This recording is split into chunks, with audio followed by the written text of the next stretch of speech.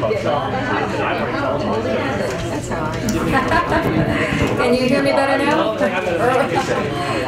right. So welcome back. Hope everybody had a good lunch. Maybe you have some recommendations for others for later or tomorrow. Of course, now that you've got full stomachs and you're nice and tired, we're going to talk about how you obligate and spend the money, right? So it's going to be myself talking a little bit about obligations, and then Iris is going to go into a little more depth on kind of vendor refunds and expending the money once you've obligated it. And then we'll take questions at the end, or any comments, feedback you want to share about what's going on in your area on this topic. So just the kind of a quick overview.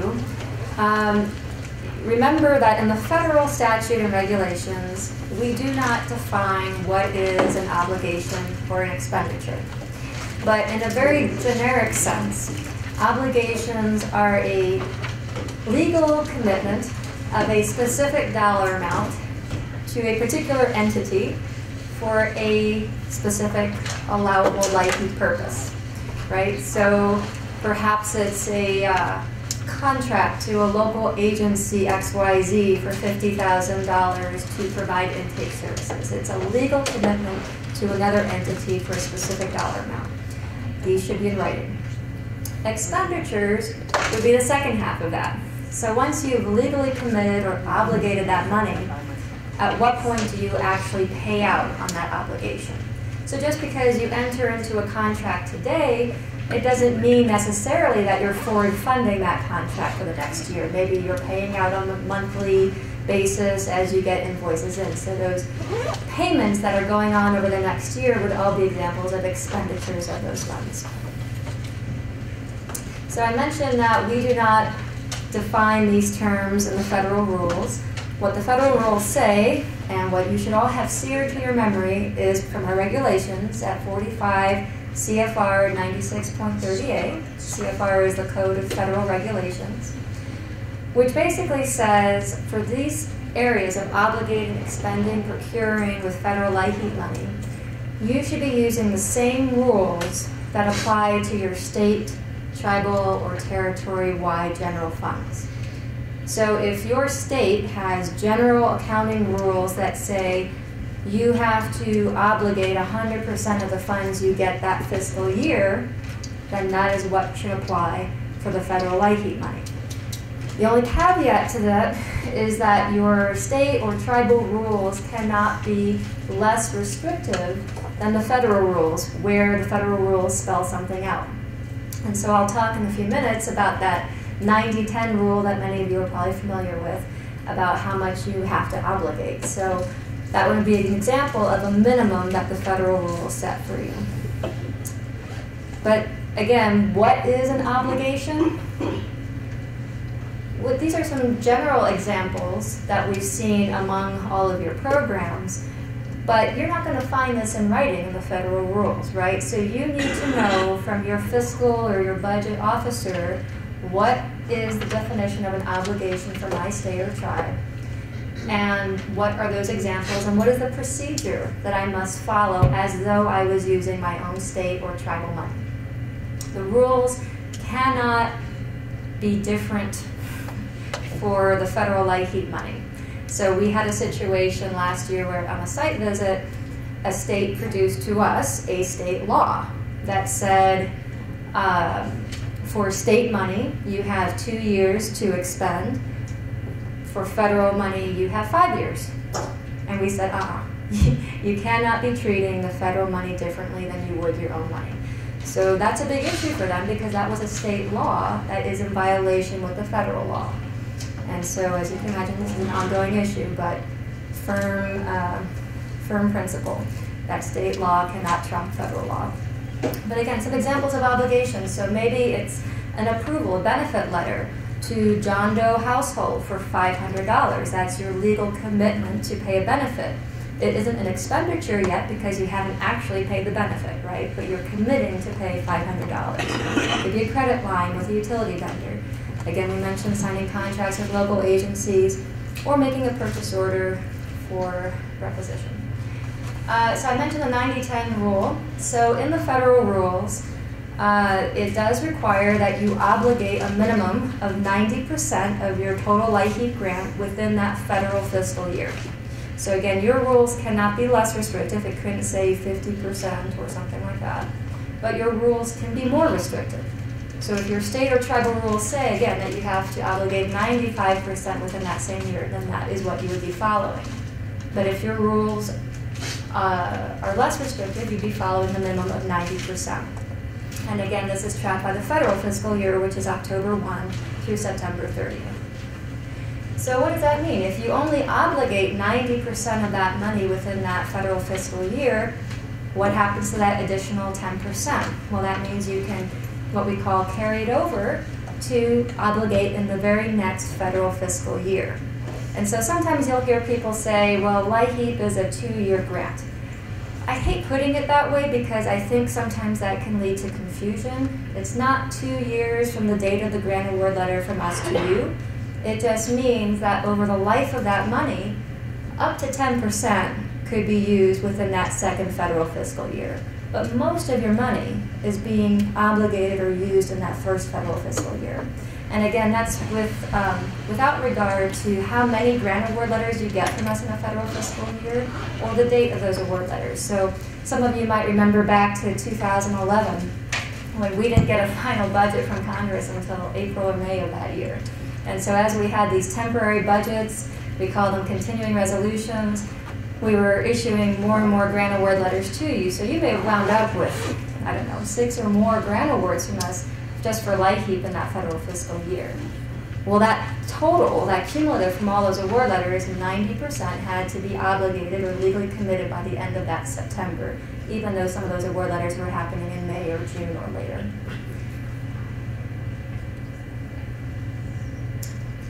So one thing to remember, if you are going to carry over money, and we generally do recommend that you carry over money if you can.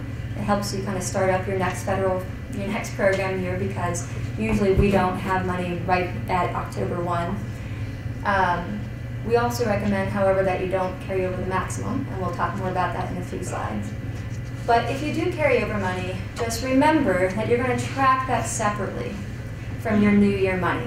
So if you're saving 5% of your 2016 money to carry over and use in 2017, you want to make sure you keep that as a separate line item into 2017, separate from any new money you get from us in 2017. And we'll talk more about why that's important.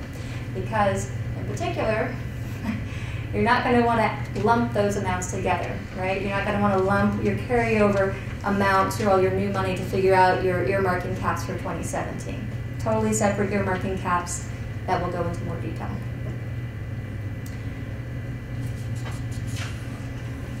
This more or less covered everything I talked about.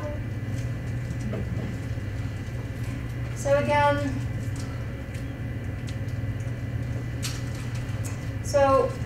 I mentioned the earmarking caps. So carryover is 10%. That's the most you can carry over. We have no waiver authority on these earmarking caps for the most part. So there were some years where we got money late in the year and people said, oh, we can't really obligate the full 90%. Can you give us a waiver to carry over more into the next year? Unfortunately, we don't have that authority in our statute. The same is true for admin costs, which for states is capped at 10% of your total grant for the year. For tribes, it's a little different calculation. It's 20% of your first $20,000 or $4,000. If you get more than $20,000 from us, you get an additional 10% of anything above $20,000. So the example I usually like to give is if you get $100,000, you're going to get the first $4,000 of that first $20,000. And then there's a difference between $20,000 and $100,000 of $80,000. 10% of that is $8,000. You add that $8,000 to your initial $4,000, that would be $12,000 for the year, or 12% in that example. So a little different calculation for tribal grantees. But states and territories is 10% of your grant for admin. We have no waiver to approve more than that. And then you also have an earmarking cap for Insurance 16, 5%. We talked about that this morning, as well as for weatherization, which is the one area that we actually do have waiver authority for. So without any prior approval from us, you can use up to 15% of your total grant towards weatherization activities. Starting April 1 of each federal fiscal year, you can submit a written request to us for a waiver to go up to 25% of your annual grant. And then we will give you written permission to do that. Knock on wood, we've never had to deny a waiver request to my knowledge. So just know that we can't officially give you that approval before April 1 because some of the criteria that we have to look at is comparing your level of benefits and people served for this year so far compared to the prior year. But those are your earmarking caps, and so it's really important to be tracking all those earmarking caps separately, especially as it relates to your carryover. And so we talk about admin as an example. So again, let's use an example for a state where your cap is 10% for admin. Let's say you only use or obligate 7%. So that would mean you have 3% of your 2016 admin money that would still be available to carry over depending on how much money you carry over. Let's try to walk through this as a money example. And I will preface this by saying it will probably be very complicated. This is a rather nuanced area in terms of how much of your carryover money you can use towards each of your earmark caps. But try to follow me and we'll take any questions that you have at this point on this. So let's assume you're a state and you got $100,000 of 2016 money. That means $90,000 has to be obligated before September 30th, 2016. That could be all for direct costs. $10,000 of that could be used for admin. Of the direct funds, let's assume that you obligate $85,000. So that would leave $5,000 of your direct funds, your non-admin costs, to carry over for 2016. Let's assume for your admin portion that you obligated $2,000, leaving $8,000 of admin that had been unused in 2016. So we have $5,000 of direct funds that we've not used, and we have $8,000 of admin funds that we did not use. And now we're figuring out, well, what do we have to work with out of our 16 money in 2017? So at the top there, it's just reminding you, total, your carryover cap was 10% of your 2016 funding, which is $10,000. So your $5,000, let's assume you want to carry over all $5,000 of your direct costs. So that's half of your allowable carryover. So how much does that mean you can carry over of admin? Can you carry over the full $8,000 at this point for admin? No, because that's going to put you over your $10,000 cap. You can use $5,000 towards your admin if you're fully intending to use $5,000 for direct costs. Correct me if I'm wrong, Iris. But another scenario for this is that you could have chosen to use your full $8,000 of admin, but then that would mean you'd only have $2,000 to use for direct costs of your 2016 carryover. So either way you want to look at it, the idea is your earmark caps are going to be limited within your carryover, right? So I think we have an example here about weatherization, right? So I mentioned that without any prior approval, you can use up to 15% in a given year for weatherization. Let's assume that you only used 8%. That means you have 7% of your 2016 money that was still available for weatherization. Quick question. If you, well, okay, actually let's go back. So 7% left for your carryover. Now, let's assume you carried over 10%, but you have to keep in mind that of that 10% of your total carryover, okay, up to 7% could be used for weatherization, but then how much of your other earmarking caps did you not fully use in 2016 that you could also use in 2017 out of your carryover money, right? So we mentioned your admin of up to 10%, your assurance 16 of up to 5%, right? So if you had money left from each of those earmarking caps, that could well take you over your 10% carryover. So that's why it's so important to track your carryover separately, but then within that, be tracking the separate earmarks so that you know you're not going over within each of those earmarks. I'm going to pause here. Does that make sense? Or there are initial questions? Yes. Okay, so if you carry over 2%, how much you carry over? I don't know my. Because you obligate to agencies for the 30. You I only don't carry over 10%. Oh, no, sorry. But you have to Okay, keep so track of whatever can you hear me? It might take a minute to kick Right. in. Can you hear me? Yes, I can. So if you carry over 2% from, say, 2015, and it was admin It's not my money, carryover. So you're carrying over 2% period of your 2015. well, say you're carrying over 10%. You're but carrying over 2% is admin. 2% is admin. So then in 2016, you can use 10% towards your admin again, Out of your 16 out of money. your 16 money. Uh-huh. That 2%, can you spend in 2016 for admin? Because that would put you to 12% if you use it in. Right. So again, why do we not lump 2016 carryover with 2017 new money, right?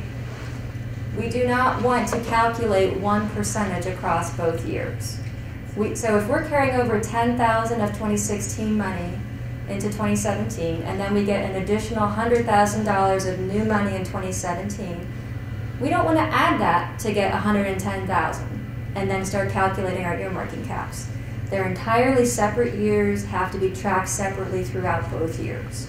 So you're right, if you carried over $10,000, of which you could use $2,000 of admin from 2016, and then in 2017 you get another $10,000 towards admin, in theory, in 2017 you have obligated $2,000 of 2016 money for admin plus $10,000 of 2017 money.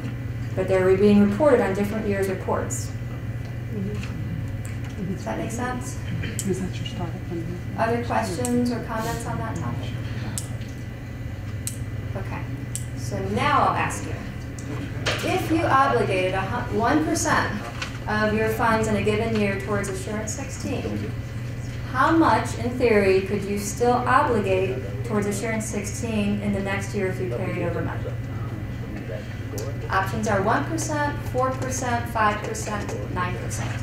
Show of hands, how many people think 1%? If you allocate 1%, How many people think 4%? How many people think 5%? How many people think 9%? And the question here is focused specifically on of your carryover money. So how much of your carryover money could still be obligated in the next year for Assurance 16? So if you answer 4%, you are correct because you already used 1% in the prior year. Your cap for that year was 5%. So assuming you carried over enough money, you'd still have that 4%, that difference of 5 and 1, to use as your carryover in the next year, in addition to 5% of your new year money. Right? Again, tracking separately new year money from carryover. So that's why it's 4%. Does that make sense? Any questions about that? what's throwing me is in the next fiscal year. Yeah, that's just counteractive what you just said.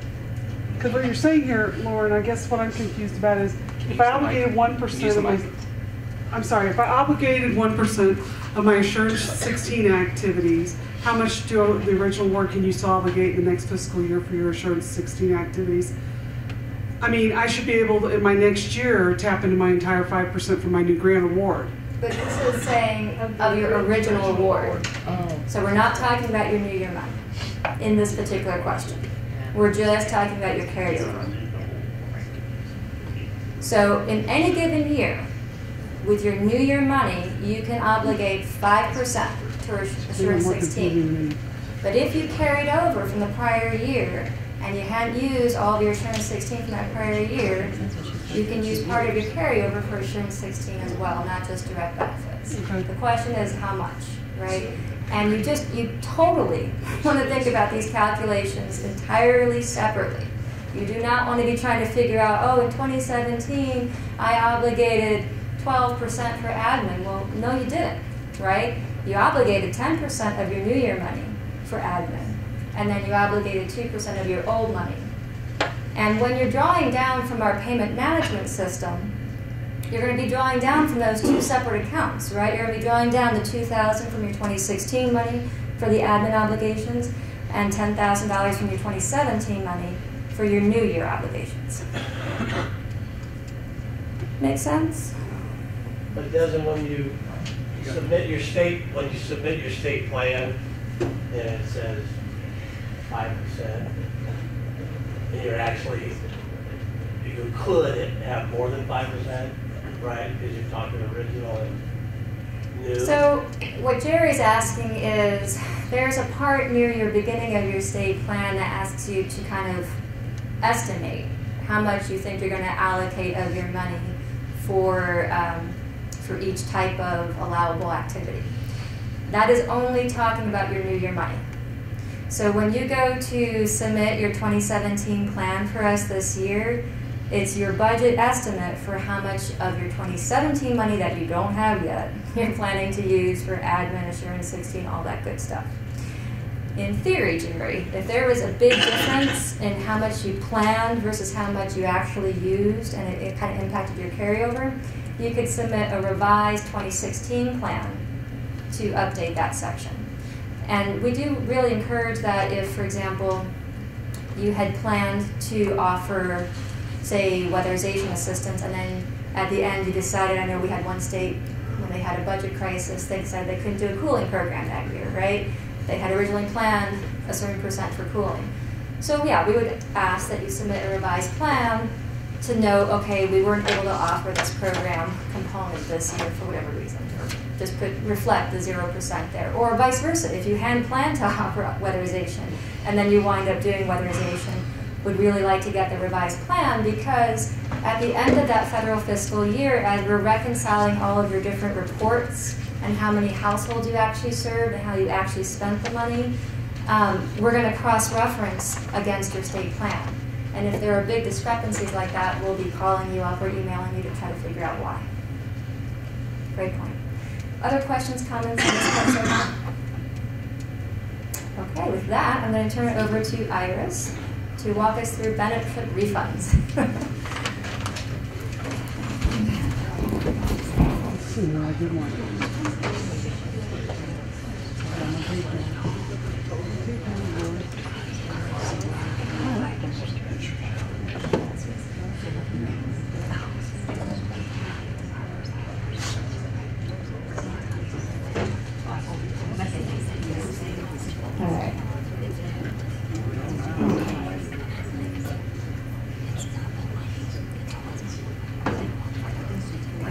So we're going to talk about refunds for a moment. If you make payments on behalf of a client and they don't use all of those benefit funds, those funds, when they were returned to you from the vendor, are considered de-obligated. Okay?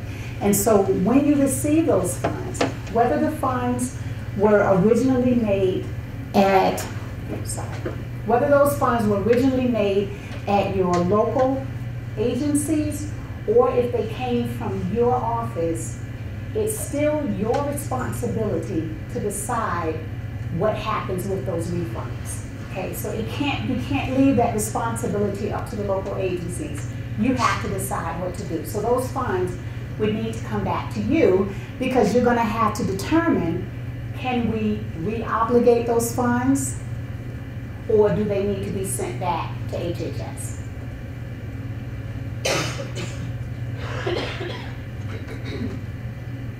So the first step that you'll have to determine is, when was the original payment made? I'm going to use for an example, if you made the payment in fiscal year 16, and then you received a refund in fiscal year 16, then you can re-obligate it and just spend it in fiscal year 16. If you originally made the payment in fiscal year 15, and then you received the refund in 16, you need to consider, do you have a 10% carryover? Have you already maximized that amount? If you have, then those funds would need to come back to HHS because they're no longer obligated. If you didn't go to the 10% cap and there's room to include those refunds in your carryover, then you can account for them in your carryover, re-obligate them, and then use them in fiscal year 16. If those payments were originally made in, say, 14 or 13, any of the prior years, they would need to come back to HHS. More importantly, if those payments were originally made 5 years ago, they don't even come back to HHS. They have to go back to Treasury because there's a 5-year availability period. So it's very important that you're keeping track of when that payment was made versus when you received the refund. And I would encourage you with the vendors and your vendor agreements to have them include the client's information, the account number, name, and when that payment was made, because if they don't, then the burden's going to be on you to go back and track when that payment was made. Okay. And another thing that we've heard from some of you is, well, once we make the payment to the vendor, that payment belongs to the vendor, it's no longer with us. I want to correct you. Those funds are still federal funds. And so if you receive a refund, it's still your responsibility to decide where those funds go. Okay. So again, determining the year in which your payment was made versus whether you can reuse it or send it back to us. Tracking obligations is extremely important because this helps to determine whether the funds should be obligated throughout both the fiscal year and the contract period. And we understand that some of your contracts are not according to our federal fiscal year, but it's still crucially important to keep in mind what is the federal fiscal year of those funds, as Lauren talked about a few moments ago. So those payments that you're making to the vendors or to the local agencies that will ultimately go to the vendors should be made based on invoices. So if you're giving your local agencies, say, $10,000 for the year, and then maybe 6 months into the year, they've only spent maybe $2,000. That's a good time to talk to them to find out what's going on. Okay. Are you going to be able to spend this extra $8,000 in this year, or do we need to reallocate those funds maybe to another local agency who's spending faster than you anticipated? So keeping track of that is very important.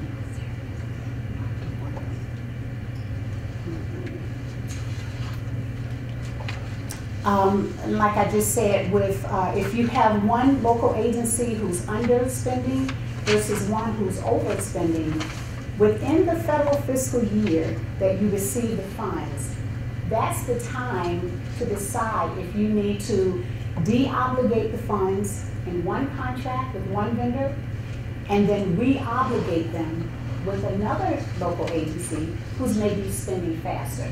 But in that first year or that federal fiscal year in which you receive the funds, that's the time to make that decision. Okay.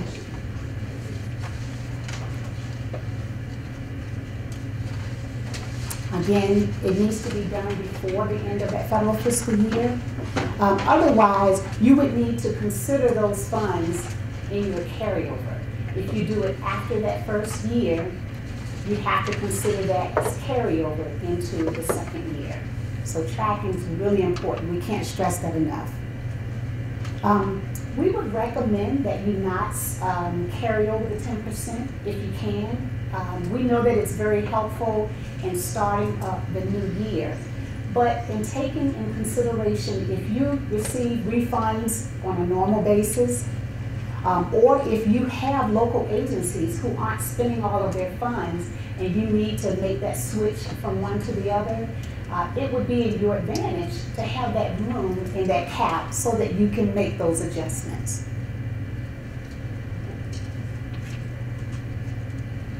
Again, if you are taking over the 10%, then you have less flexibility with refunds, changing with sub-grantees, exceeding the maximum caps, and then all of those.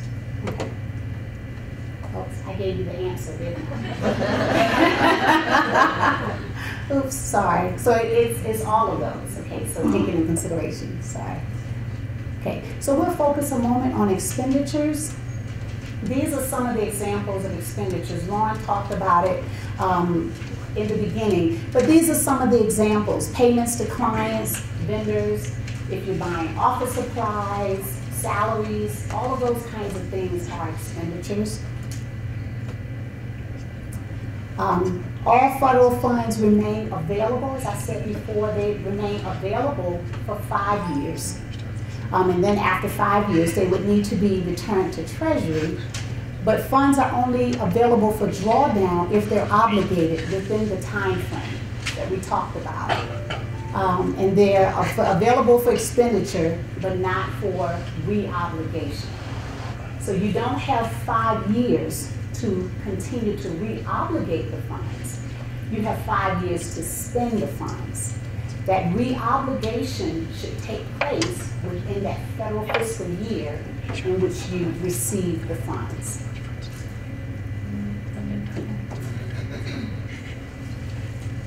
All right, questions?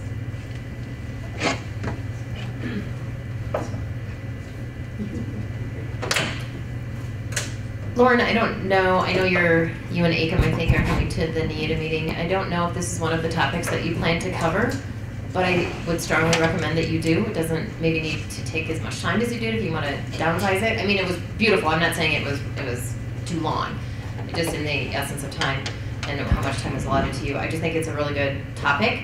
And for members, my partners out there who were unable to attend this, I think it would be a very good topic, and they would gain a lot from this. Just another point too is that graphic, the flow chart that you had was amazing. That was really super helpful. So I don't even know if it's feasible to have that as a handout. But the dollar amount one? Yes. Okay. Yep. That took a lot of work. We went back and forth on that one. John?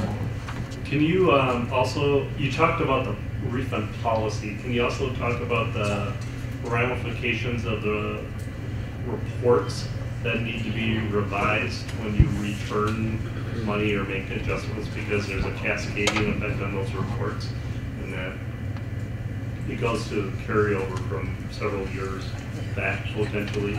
So 1 year affects the next year, affects the next year. Right. So, what John is mentioning is, say you get a vendor refund that was, well, what's a good example? Well, say you get a vendor refund where it's way past that 2-year original obligation period, right? You're beyond the original 90%, you're beyond the carryover period. So okay, we cannot reuse this money, it has to go back to HHS. So anytime you are having to return money to us or adjust how much you're carrying over, say, for example, you originally anticipate, you remember you do a carryover reallotment report to us every August, and that's for the current federal fiscal year. We always ask for that we're going to talk a little more about this tomorrow, but we always ask for that a couple months in advance so that if anyone's reporting reallotment, we can call you or email you to find out why are you thinking you can't obligate that 90% that year, and try to brainstorm ways that you might still be able to use that money and not have to turn it back to us. So it might be that on that report you anticipated carrying over 5%. Fast forward another 6 months later, maybe you've gotten some vendor refunds or you got money back from local agencies, and suddenly you need to add it to your carryover, so you wind up getting close to that 10% carryover cap. In either of these situations, there's kind of an ongoing responsibility that you always make sure that we have the most current information in our reports, right? So you would need to go back into the OLDC online data collection system and submit a revised carryover reallotment report to reflect that you actually carried over the 10% in that second example. In the first example, where you return money, you'd also be revising that report to show that you had reallotment that you returned back to us. This would probably also impact some of your other forms, like the standard form 425, the federal financial report. And the 425 is an interesting report. That's actually one that our Office of Grants Management looks at. And so that's why it's a standard form across the government, so it doesn't necessarily use the same terminology that we do use in LIHEAP. But there's a line that talks about like unliquidated monies. And so that's basically your carryover. And so if you are a grantee that tends to carry over money from year to year, know that for any given year, you're eventually going to be doing 2 425s. You're going to be doing your initial 425, where you're projecting that carryover or unliquidated balance. And then a year later, you could submit the revised 425 showing you actually did eventually liquidate all those funds. For states, you also submit the performance data form, which includes the grantee survey section, which talks about your carryover and how you allocated funds. So again, all these reports are reconciled on our end and through OLDC.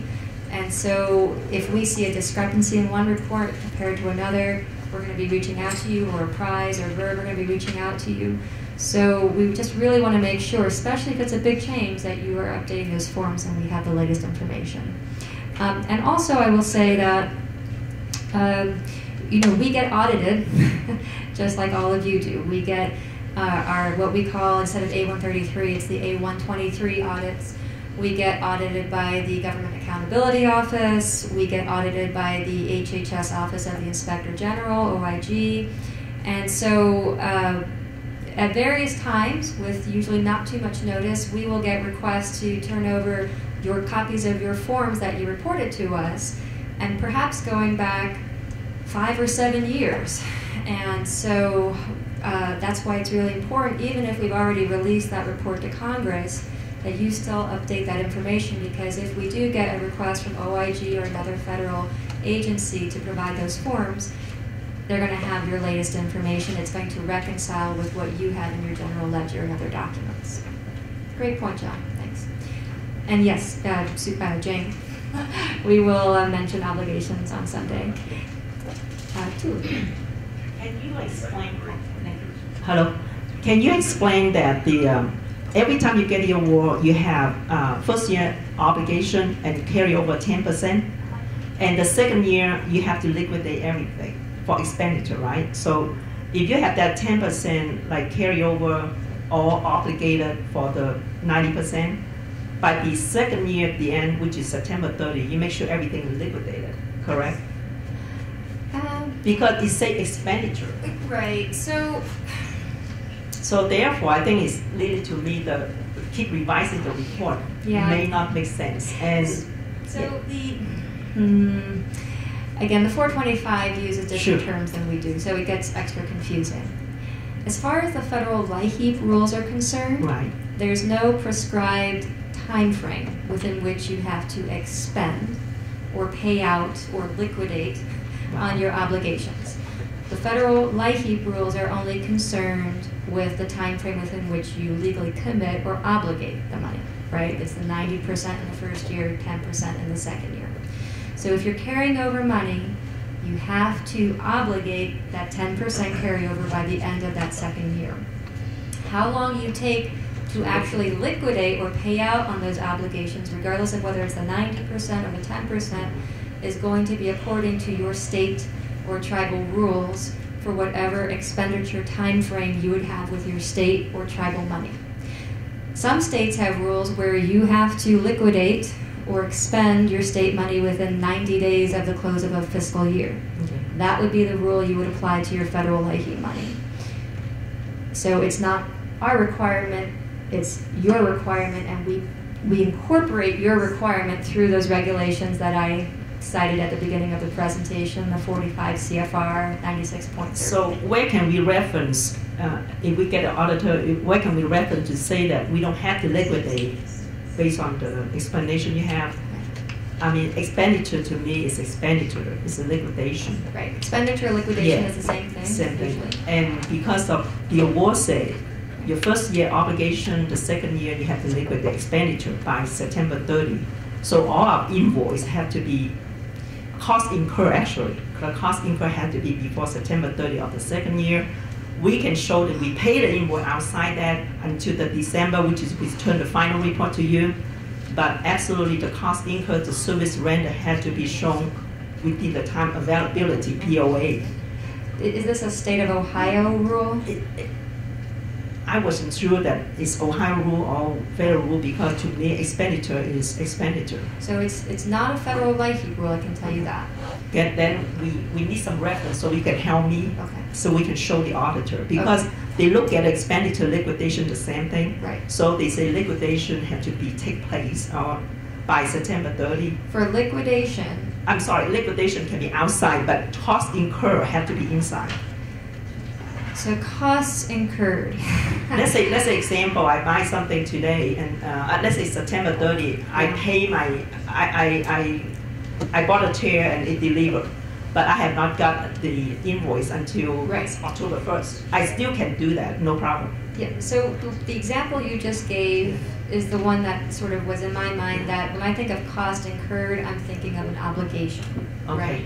So the obligation definitely is a federal LIHEAP rule, 90% in that first federal fiscal year, the remaining 10% by that next federal fiscal year, September 30th. As long as you've incurred that obligation, you've awarded that contract, if you're doing direct payments, you've made the benefit letter, you've committed to specific dollar amounts, you've incurred that legal commitment by the end of September 30th of that next year. Actually cutting the check or sending the electronic transfer of money is where we don't tell you how long you have to do that. That's where you need to look at your Ohio statewide rules about how long you have to liquidate Ohio general funds. And what Iris was mentioning was that the federal LIHEAP money is only available to us through our payment management system for It's 5 not us, federal to you. fiscal years after we get it appropriated by Congress to us. Right. And that's a more general law. The Cash Management Improvement Act is true for all federal agencies. Right. So we have no waiver of that. Right. You know, we had somebody reach out to us in the last year saying, long story, but we realized we never reimbursed ourselves for some expenses going back like 6 years or 7 years. And unfortunately by that point, the money had automatically already been sent back to the Department of Treasury. There was no way for us to pull that back.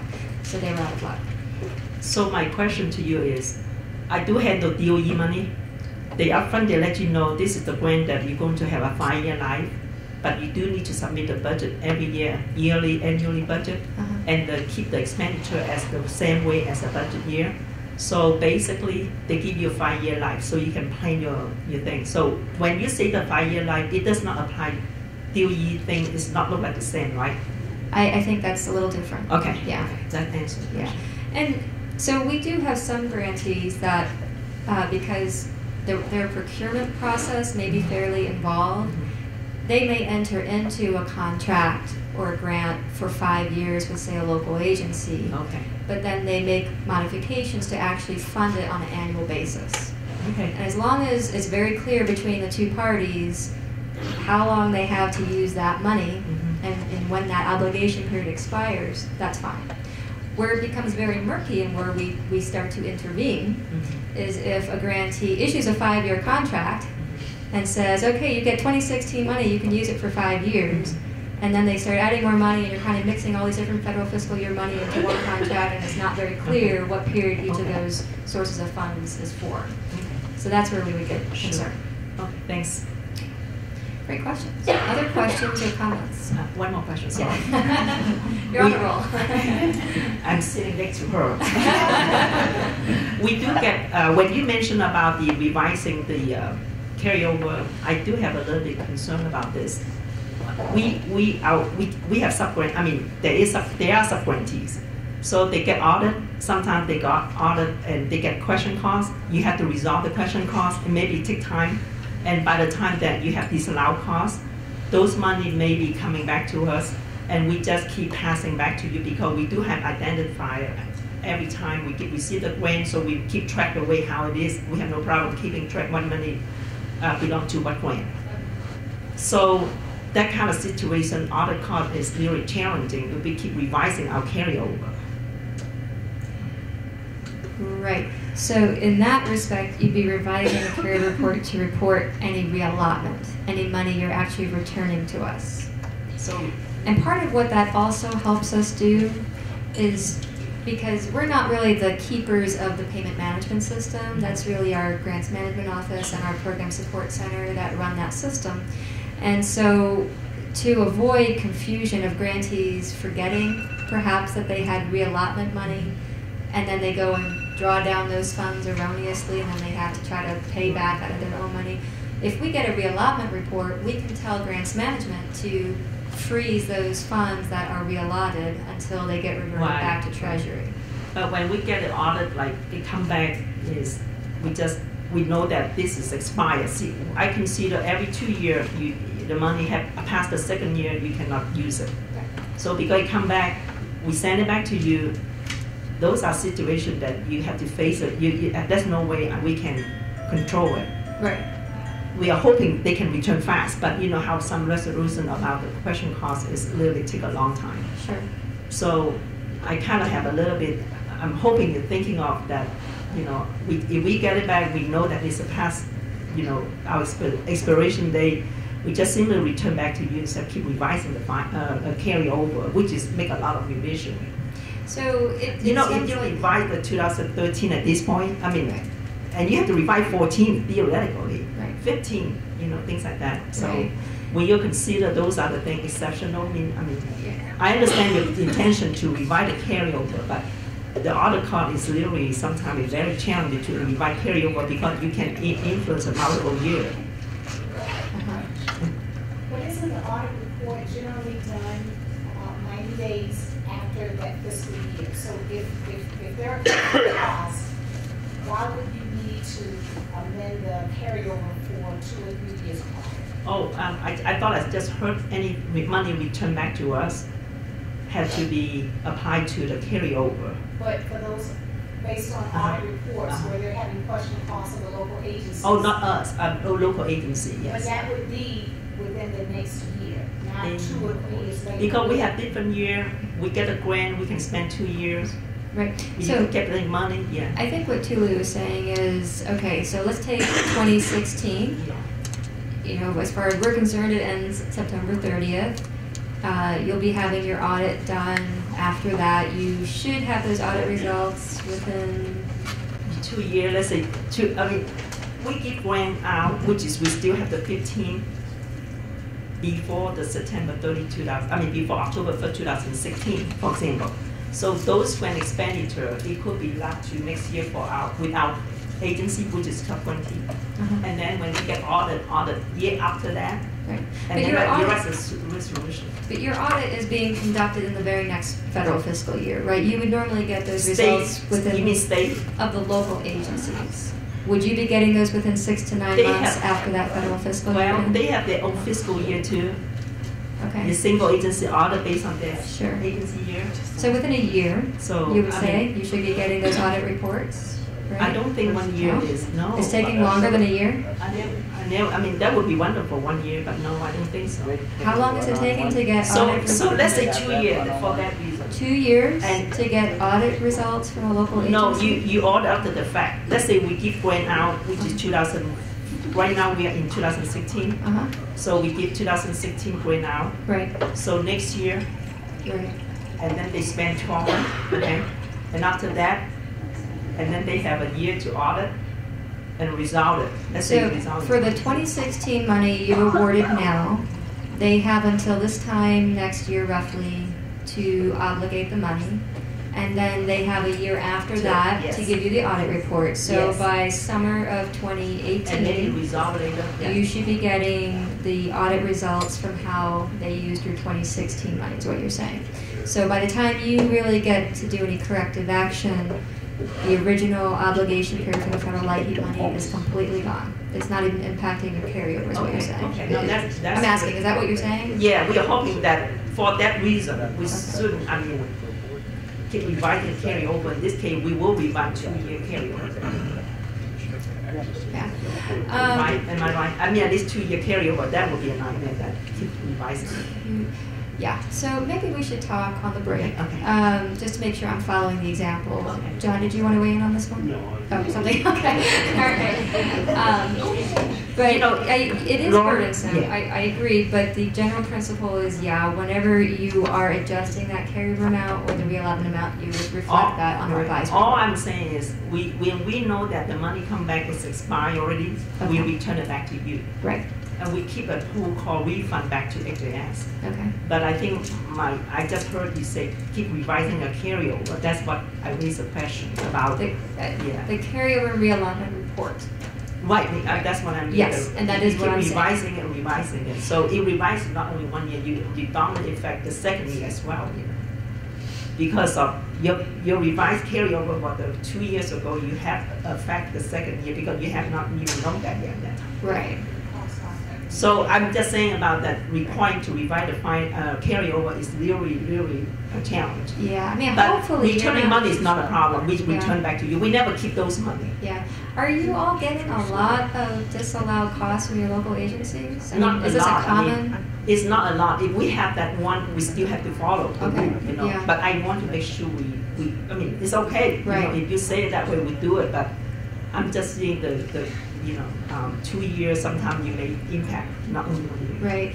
Right. So just to kind of follow this thought, so I just kind of stepping back from the whole reporting side of it. I think Iris was giving an example earlier about when your contract period is not in alignment with the federal fiscal year period. Absolutely not. Right. We have some grantees where their state fiscal year is July to June. Yes, we Their are. contract period is January to December, so they're tracking 3 different time periods compared to the federal fiscal year of October to September. Not only that, like he was great in terms of you serve all years. Like you have a heat and operation grant, you have a summer crisis program, you have winter crisis program. We have our own regular program, Right. and we have state fiscal year as accounting, Right. and we give money to agency by their program year too. Right. Just by listening to you, I'm spinning. Right. And the more you do, the more. But the money we never keep the money. That's for sure. Right. You get all the money back. Right. But the question whether I revise the final is something that I'd like you to consider. If we have to do it, we do it. But I thought that would be an impact to at least two different periods. Yeah, and we'll definitely chat with you more Sure, about that sure. today. But in that example, so I don't know how much of you see our notices.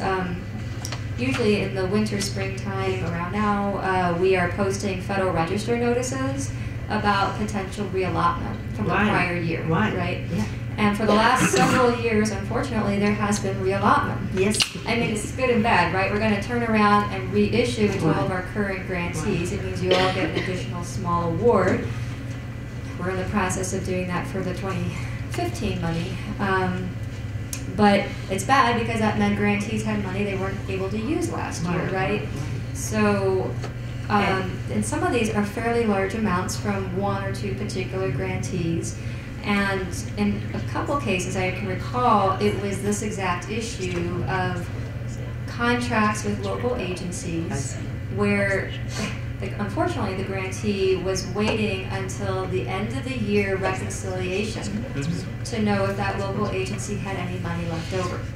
And then it became kind of a nasty surprise come that following February that, oh my goodness, we have $700,000 from this one agency that hasn't been used.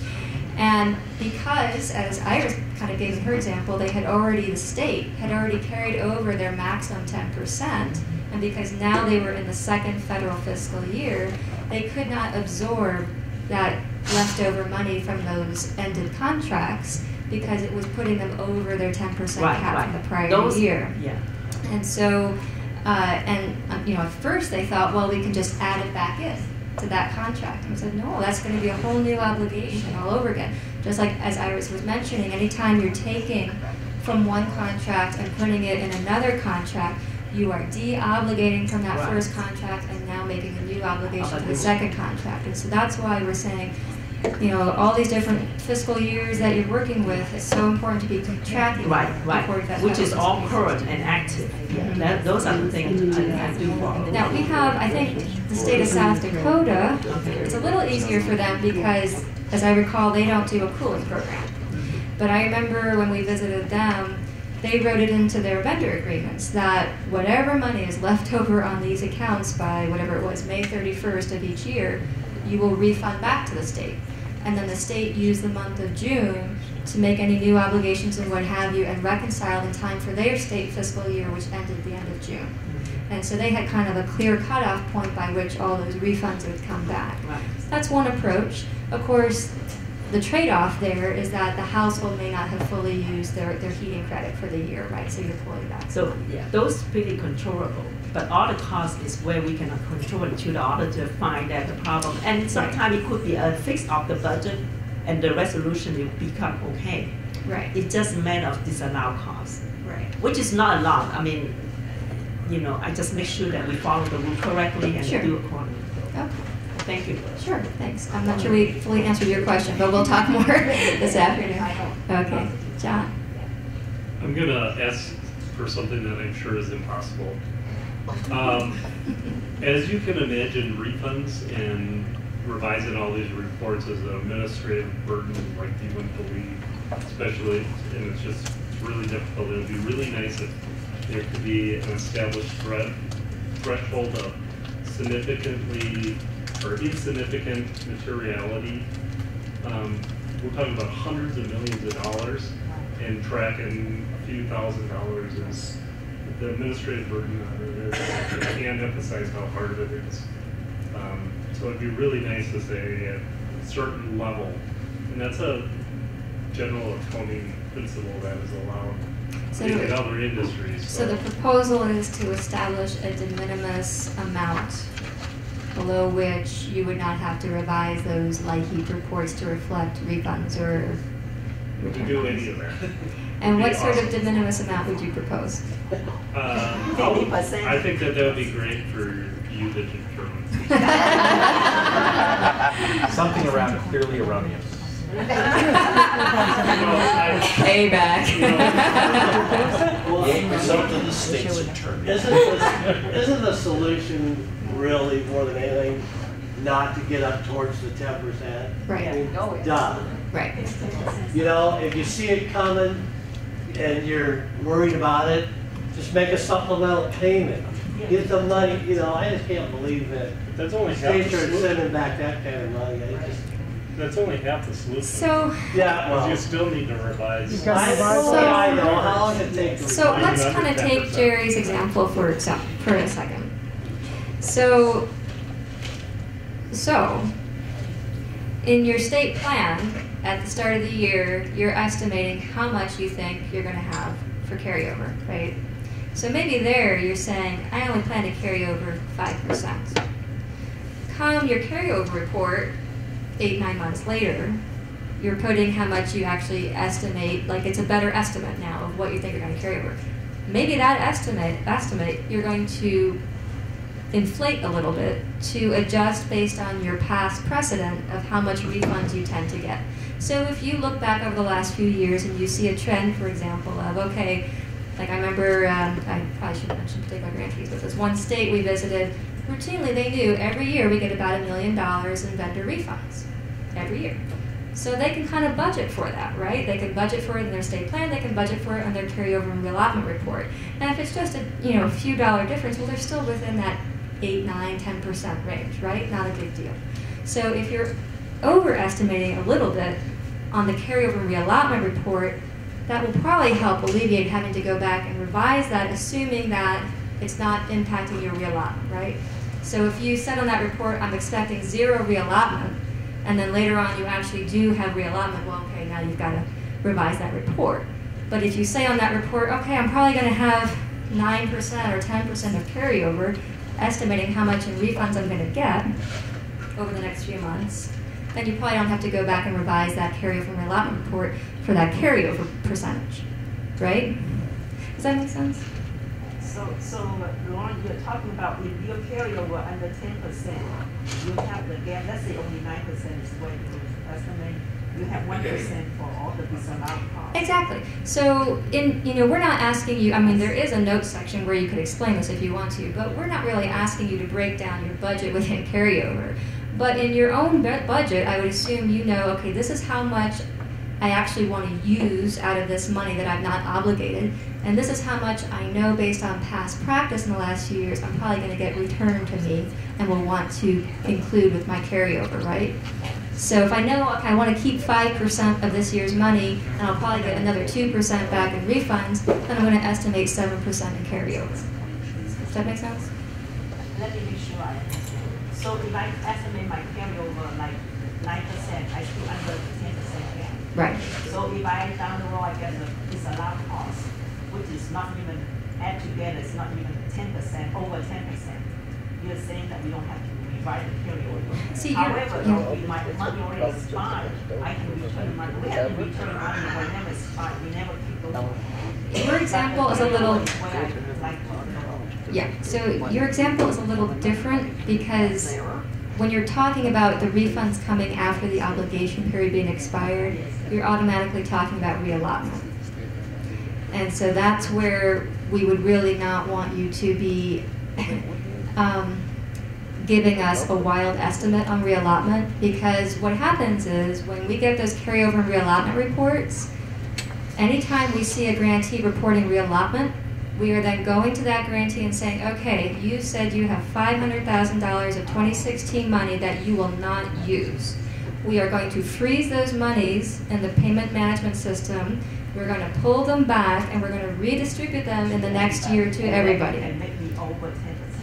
Right, so reallotment has to be an accurate estimate because you do not want to, once we pulled it back from you, we can't give it back to you, right? It's past our original period. When we do it as a general reallotment, it's new year money, right? So the reallotment awards that we'll make this summer from the leftover 2015 money will be new 2016 year awards. A different account in the payment management system. So it's really important to be very accurate about reallotment dollars. And just remember that in the statute, we only have the authority to redistribute reallotment in that next federal fiscal year, which is why it's so important that we get accurate reallotment estimates as early as possible. Because if you get a refund 3 years down the road and it comes back to us as reallotment, oh well, it goes to Treasury. We can't reuse it. So Laura, I don't understand. For example, if I estimate my carryover 9%, absolutely I'm not reallotting from our funds. Right. Overestimating carryover is different, right? And so that's not a big deal, right? That affects the allotment. If you estimate you have 11% carryover, absolutely you have to reallot 1%. Right. You don't want to overestimate past 10%. You estimate, how about that? That's the wrong terminology. You estimate what you cannot obligate, the 90%. Right. Is where makes you 10% rule. Right. So if you estimate what I have not obligated more than 10%, then you only can.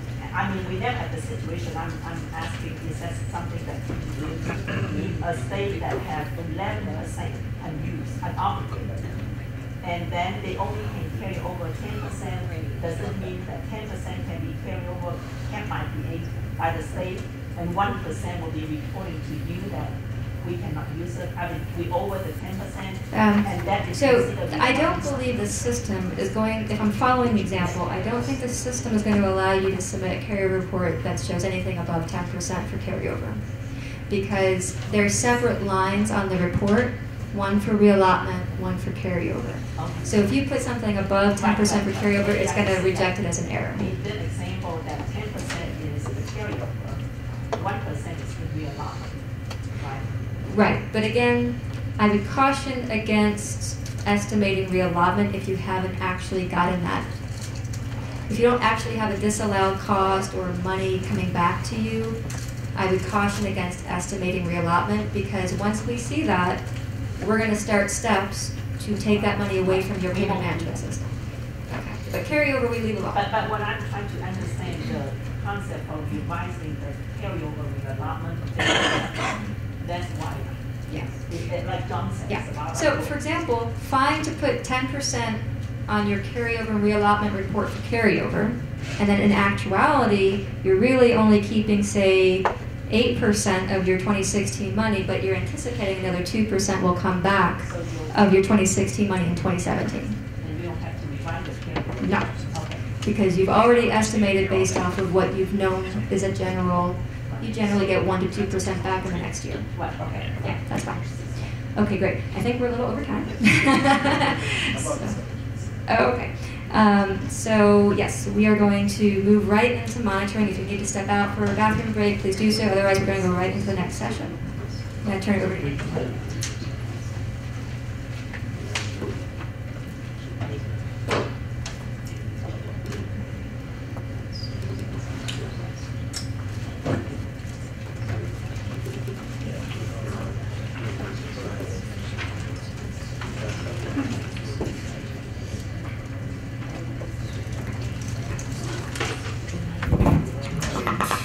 Very lively discussion. Just wait until you see the next one. Nothing bad. When you have speakers like Lauren back to back, you always wait when to introduce her. Because I was waiting to read her bio at the beginning of the obligation session, and then I said, okay, let me do that in between. So what I'll do is I'm going to, I have already introduced Kate and Iris for other sessions, so I will not read their bios, but I would like to read Lauren's bio. So Lauren Christopher is the Director of Division of Energy Assistance with the Office of Community Services at the Administration for Children and Families. She oversees the federal administration of the Low-Income Home Energy Assistance Program, or LIHEAP. She's my boss. It's not in the bio, but as you know. Previously, Ms. Christopher served as the Energy Program Operations Branch Chief, which included supervising the federal review of annual LIHEAP funding plans, complaint investigation, compliance reviews, and provision of training and technical assistance to LIHEAP grantees. She has worked on LIHEAP at the federal level since 2006. Her entire career has been in the public service with positions at both federal and local government. Ms. Christopher is an attorney and received her JD degree from Catholic University of America, Columbus School of Law, and her Master of Public Policy and Bachelor of Arts degrees in Political Science from American University. Welcome, Lauren.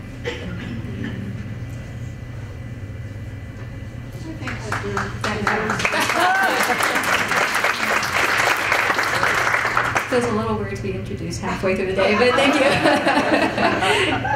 Sweet. So if you weren't tired of hearing of me, you will be very tired quickly, but my part is quick in this, I promise. So we're talking about monitoring. We've been out, we've been averaging about 16 site visits thereabouts each year for the last few years. Iris, for the fiscal side, has been doing most of those reviews, and then Kate for the last year with us, and some of you may have met Jimmy Furbush, who joined us last year as well. She works with Regions 1 in the Northeast and Region 4 in the Southeast. And Joji Rago-Adia, who's been working with the West Coast and the Midwest, this area, Region 8 right now. All go out on monitoring reviews. So we have gleaned from Acom and his team and Iris and John Thompson, our other auditor, some kind of common issues that we've been seeing in those reviews, as well as some kind of unique approaches that grantees have been taking. So we want to take a moment to share some of that, and we very much, hopefully, we'll have time for you to share amongst yourselves at the end of the session anything you want to know on these topics.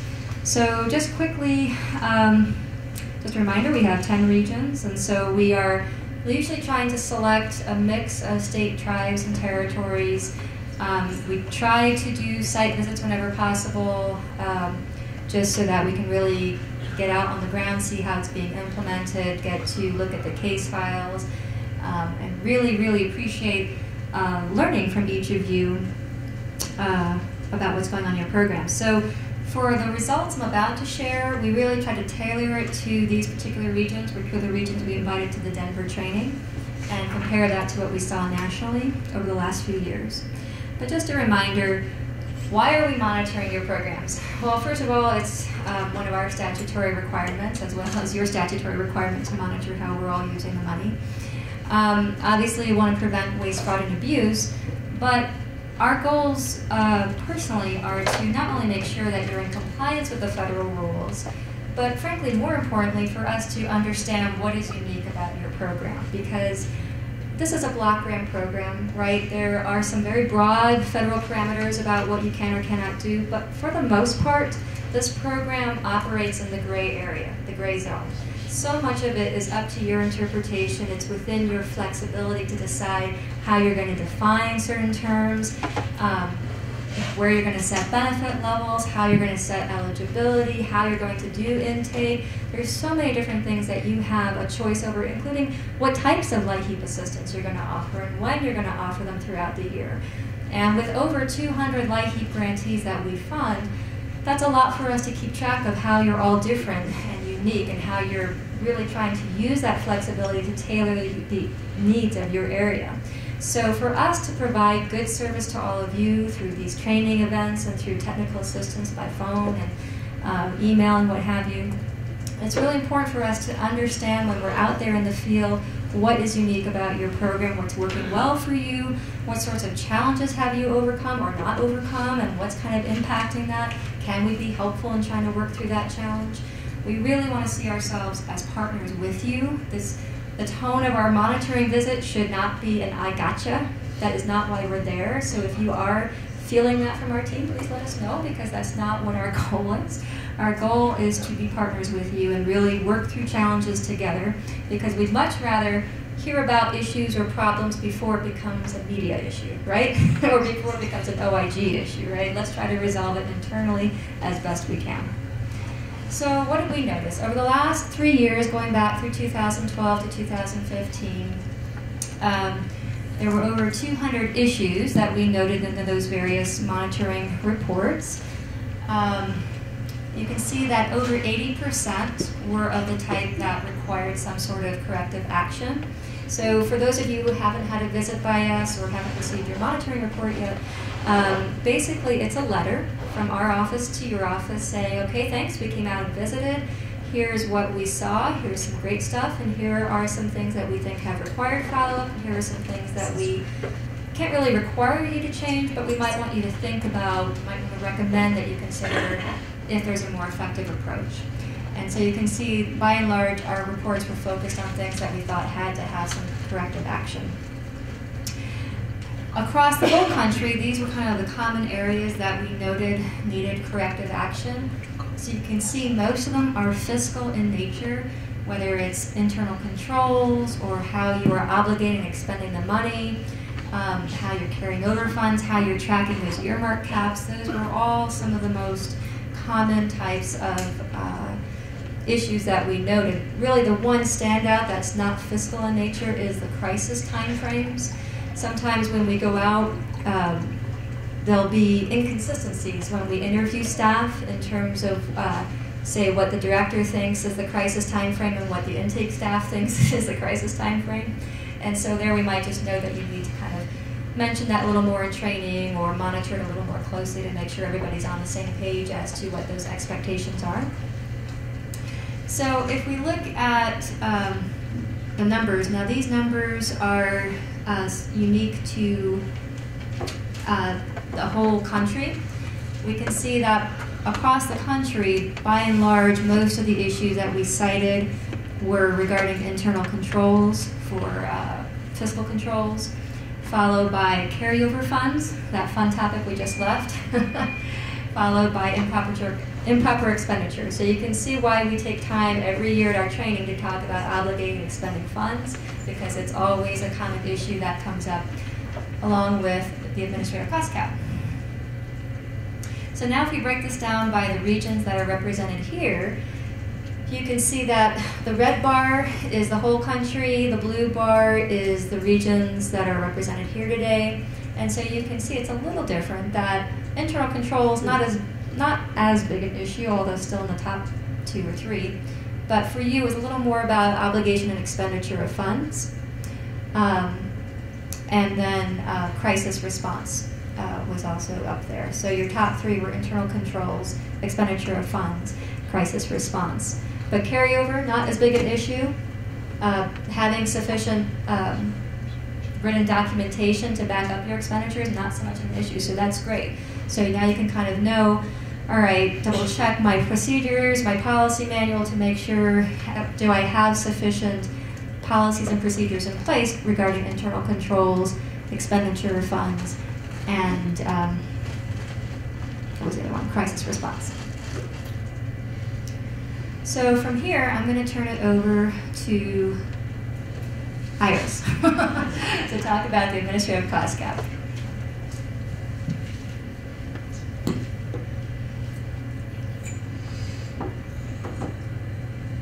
Okay, so these were some of the common issues that we found in this area, where the grantee was not tracking the use of federal dollars to pay for LIHEAP expenses. So as we said at the beginning, there's a 10% cap for admin costs. If you exceed, or your local agencies exceed that 10% cap, you have to use non-federal funds. You can't supplement other federal funds to make up that administrative cost. So with DOE funds being used and CSBG at the local level, that's where we find with the not tracking, just making sure your local agencies are following whatever percentage or the amount that you tell them they have to use in each year, just making sure they stay within that amount. And then the grantee spent more on administrative costs. Not just using other federal funds, they just use more of their LIHEAP funds, more than that 10%. And so that's not okay, so please make sure you're staying within the cap.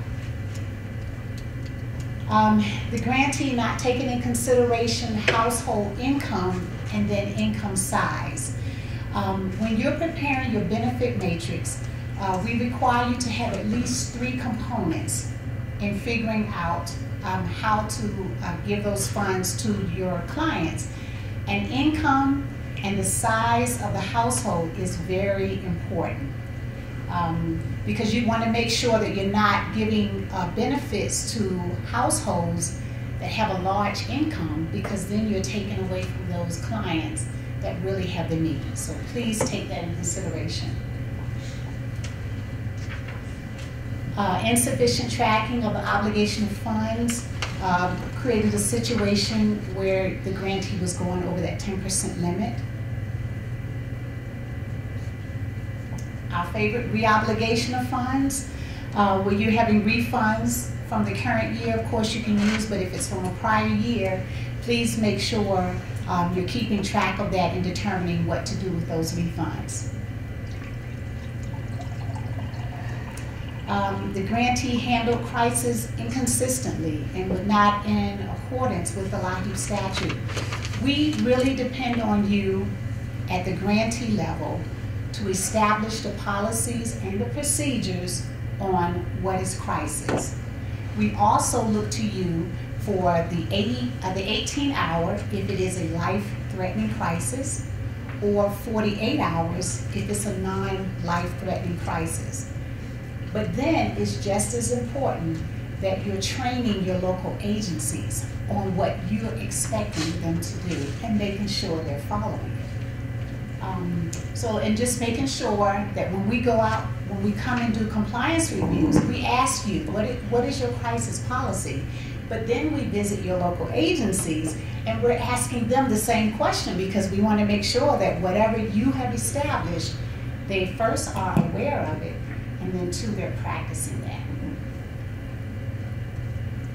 Again, talking about the 18 and the 48-hour time frame, we found that some just wasn't even aware, both at the grantee level and the local agency level. They say, well, when we get crisis in, we handle it as quickly as possible.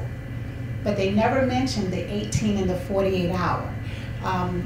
Although LIHEAP is a block grant and we give you a lot of leeway on what you can do, this is one of our policies that we are looking at. There has to be a distinction for life-threatening versus non-life-threatening.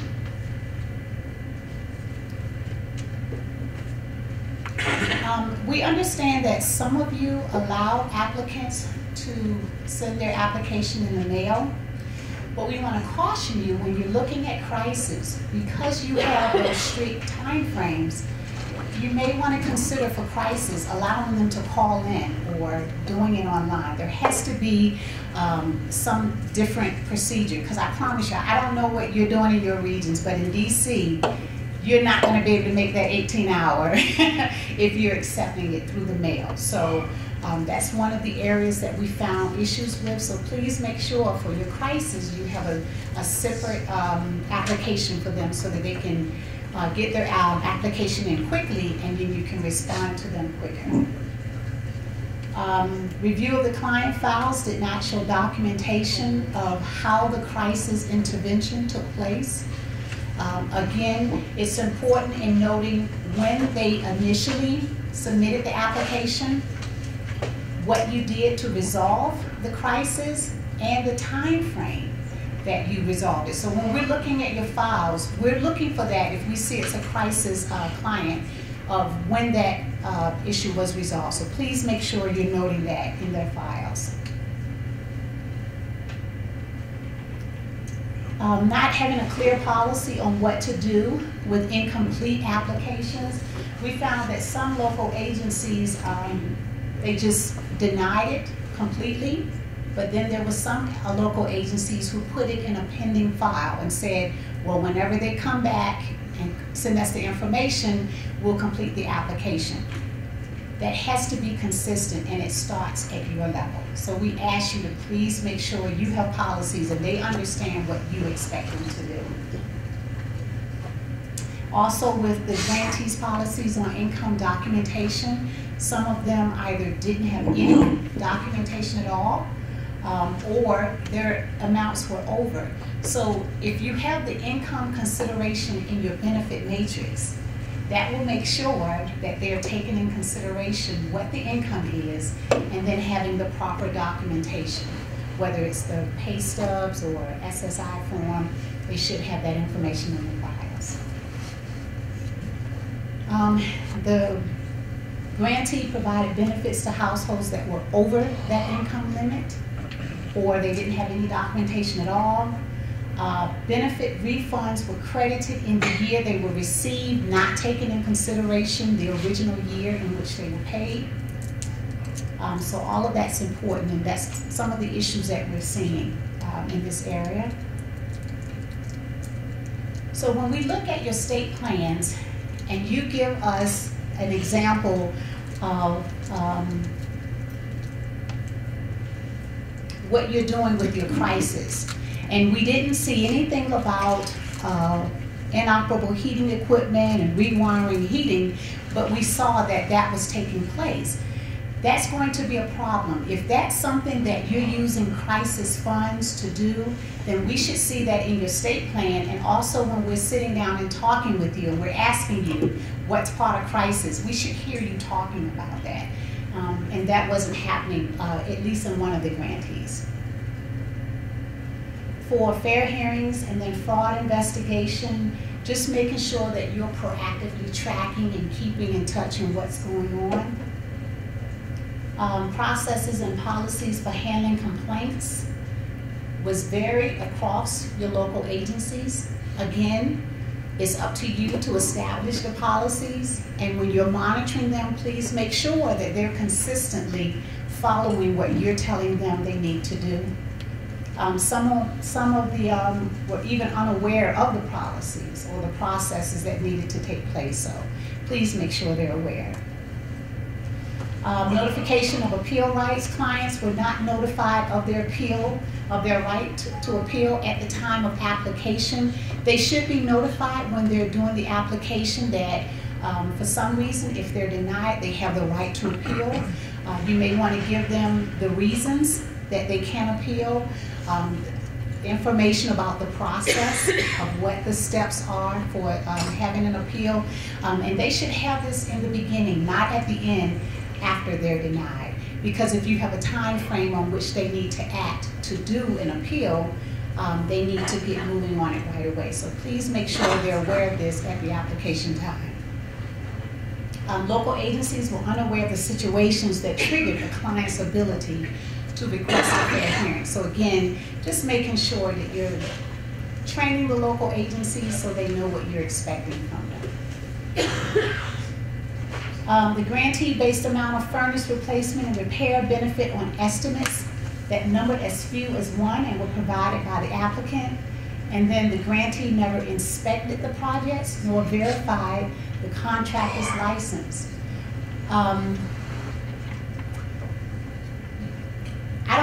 I don't know if you have it at your level or if you're turning this over to departments that are doing the weatherization, but it's really crucial that whatever work is being done, that it's being verified, that someone is going out before the work is done and then someone else is going out after to make sure the work is done correctly.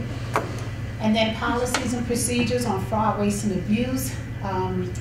There were not, that include the grantees' fraud, waste, and abuse policies did not include any directives for cases of fraud perpetrated by employees of the tribal government or the vendors. So making sure that your fraud, waste, and abuse policy, because fraud can take place at the employee level, with the vendors or with the clients. So when you're establishing your fraud, waste, and abuse policies, please take that in consideration. And there should be some language that addresses if the employee, the client, or the vendor commits fraud, these are the next steps. And it's so much easier to sit down and think about those policies before something happens, rather than waiting until it happens and then trying to figure out where do we go from here. Lack of fiscal monitoring of the sub-grantees. The grantee central office didn't monitor the Treasury, Bureau of Community Action and Economic, and its local offices. And the reason that we heard was because it was, you didn't have enough staff. And we do understand that we ask a lot for you running the program, but it's very important that you're making sure that all of the funds that are being spent for LIHEAP are being spent appropriately. And the best way to make sure that they're being spent appropriately is through your monitoring. It's very crucial to make sure that you're going out and you're talking with them and you're seeing what they're doing. And then the grantee does not provide procedures in place to monitor administration of the weatherization component by a second state agency. If you have another agency that's doing your weatherization services, you can't just give them the money and then it's up to them. You're still responsible for what's happening with the weatherization. So you're gonna have to make sure that you're monitoring them as well.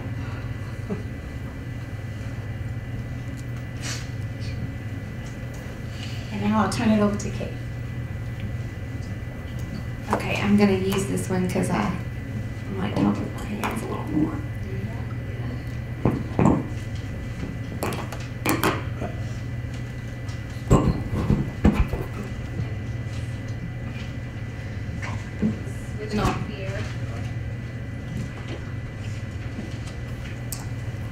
I just wanted to, as Lauren mentioned, the program team goes out with the fiscal team to conduct these monitorings, and so I've done about 8 in the last year, and I wanted to I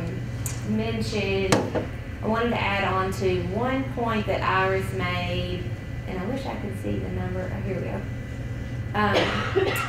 In talking about screening of the crisis applications, it's important that we can see on there when you're doing monitoring of your local agencies, or if we come out to monitor a state or a tribe, that we can see how you monitor that the crisis situation was met in a timely way. So from the point that eligibility is established, that they're eligible for a crisis payment, that they were served within that 18-hour time frame if it was a life-threatening situation, or 48 hours if it was a regular crisis. So that was making sure that that there's a way that you can check that. And the other thing that I wanted to mention was also, I was making notes over there, is making sure that the household how do you ensure that the household received the proper benefit, the amount, or within a certain time frame. When we ask that question, if we can't find it in some documents that we've reviewed when we are preparing for the monitoring visit, quite frankly, the wrong answer is the clients will call us and let us know. Because in most cases, you're probably right, they probably will. But in a lot of cases, if you have an elderly client or someone that really hadn't applied for the program before, they may not be aware of if they ever received the benefit or not, or even fully aware of what the whole application process was supposed to look like. So we want to be able to see that you're doing some reconciliation of the benefits that you paid for. And let's get back to my part here. So some other areas that we've noticed when we were monitoring over the last year is the annual plans aren't adhered to properly. So one thing that we check for is what you said you were going to do in your plan, and just making sure that you did what you said you were going to do. So there's various components that you indicate in your model plan. If you're going to do crisis, if you're going to do summer cooling, if you're going to do weatherization. And in these cases, it ended up not being implemented, and the model plan wasn't updated to reflect the services that were actually provided. And then another instance that was seen over the last year was that the grantee's plan was not updated to reflect substantive changes made to the program's policies. So, for instance, if you decide you're not going to do a program at all, or you drastically change the definition of crisis, those kinds of things need to be reflected in your plan before the end of that fiscal year. And I just want to add also that everybody has the CD of all of these presentations in their folder, so this is a really great presentation to take a look at and make sure that you have all these things in order, especially if you're going to be being monitored in the next year. It's a little bit of a checklist, a heads up. So some other things that we've seen recently are the inadequate controls and monitoring of vendor refunds. So in this case, the grantee allowed vendors to send refunds to clients without the grantee's knowledge and without appropriate fiscal year tracking.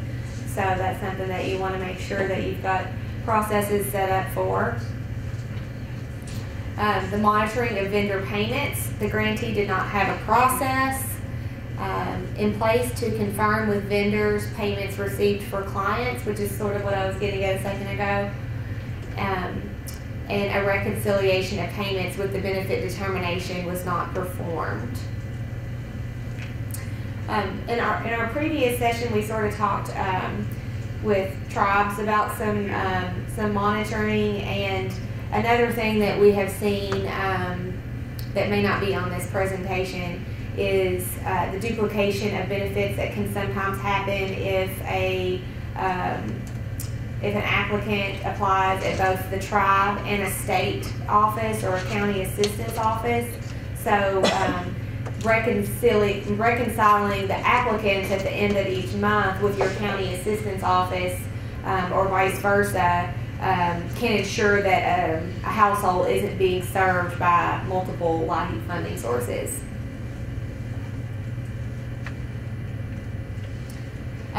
A lack of controls to track weatherization services.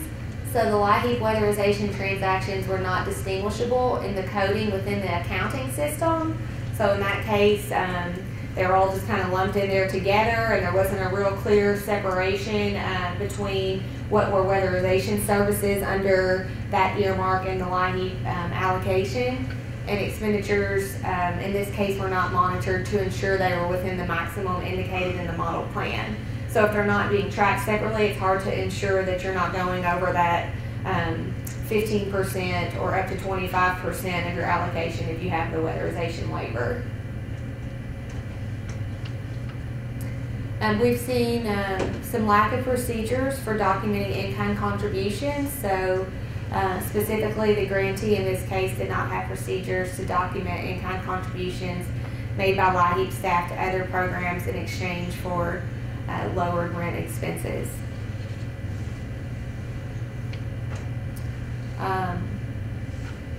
The benefits based on the home address. This is an instance where the grantee was tracking the address and not the members of the household, so it was automatically deeming a household ineligible just based on their address, even though it was a different household because of renting situations, moving in and out of that household.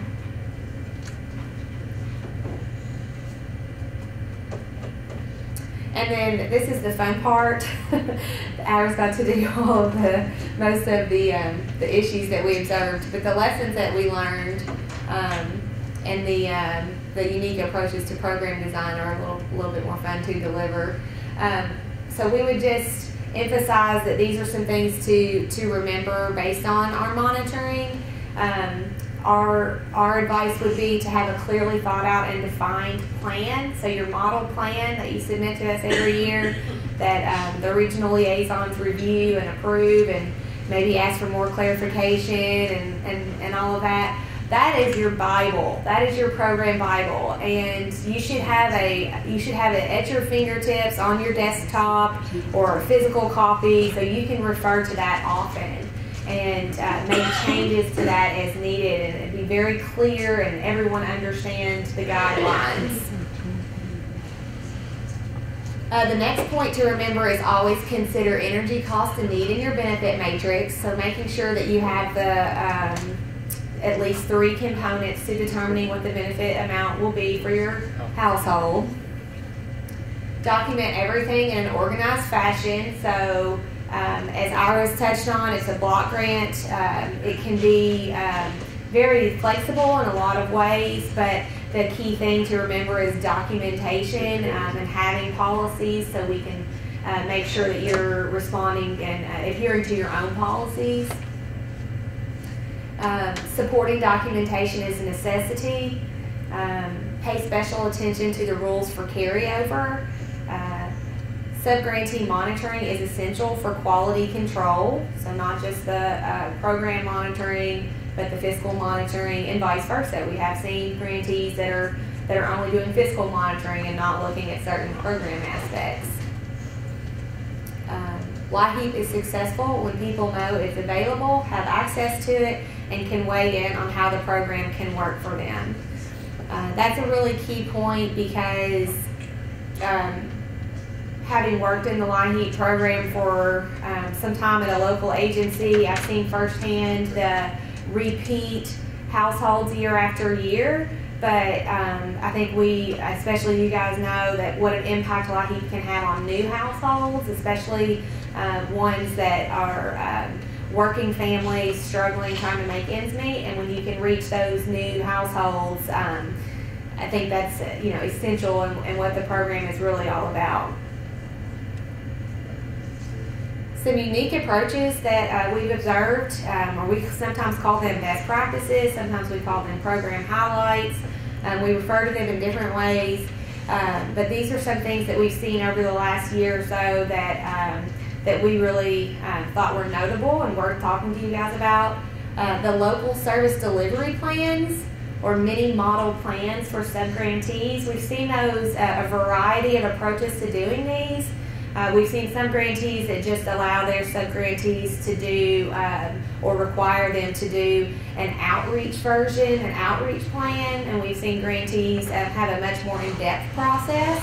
But it's really unique to see the outreach done and how they can tailor certain components to that geographic region and that sort of thing. And so the mini model plans for sub-grantees is a good example. The partnership with 24-hour hotlines for after-hours crises. Partners make a list of names that need urgent contact. So in this case, It was a 211 hotline that they were partnering with. They were actually subcontracting when calls came in after the regular subgrantee or after the agency that provided the LIHEAP benefit was closed.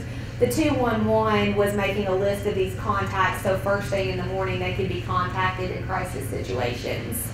And actually, just as recent as last week in Pennsylvania, they had a neat system at one of their agencies where they always had one person on call in the evenings and the weekends that had cell phone access, or they had some various ways to make sure that those crisis calls could even be handled on the weekends.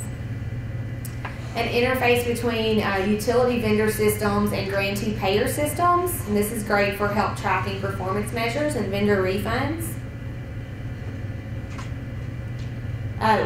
One great thing we've seen at a few grantees is FAQ sections on the website for subgrantees or for staff to reference when they have a question that they need a fast answer to. Sometimes, especially for the states that may have 45 subgrantees, responding to those emails quickly can be a challenge, especially if you're out of the office or something. So having a Q&A or frequently asked questions section or a document for your intake staff to reference can be very helpful.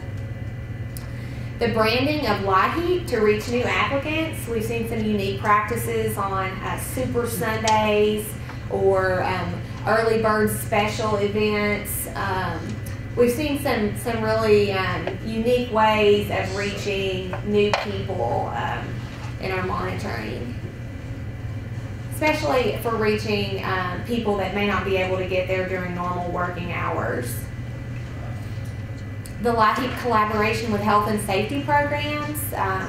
We've seen some coordination with the ACA, health insurance enrollment agencies, and indoor quality issues and LIHEAP services all being collaborated and coordinated at local agencies. So that's been a really, that was an interesting observation. And using new technology to administer LIHEAP, Grantee's Community Action Agency Data Management System. The name of the system was CAP 60, and Energy Conservation Online Software, ECOS, allows several employees to work simultaneously in the centralized client case management system. So I wasn't on this particular visit, but the great thing about this system was that several people could be working in it at one time on one household. Each LIHEAP applicant receives an Ask Me form. So in this case, the form allowed clients to document energy and non-energy related needs, so that really good referral systems were in place. So if they documented one thing, the LIHEAP agency could kind of refer them to another area and work with its partners. Monitoring of the maximum administrative costs and Assurance 16 funds. It's always great to see when our grantee is diligently monitoring their local agencies on the administrative cost caps and Assurance 16 caps. We've seen strong leveraging partnerships with private sources.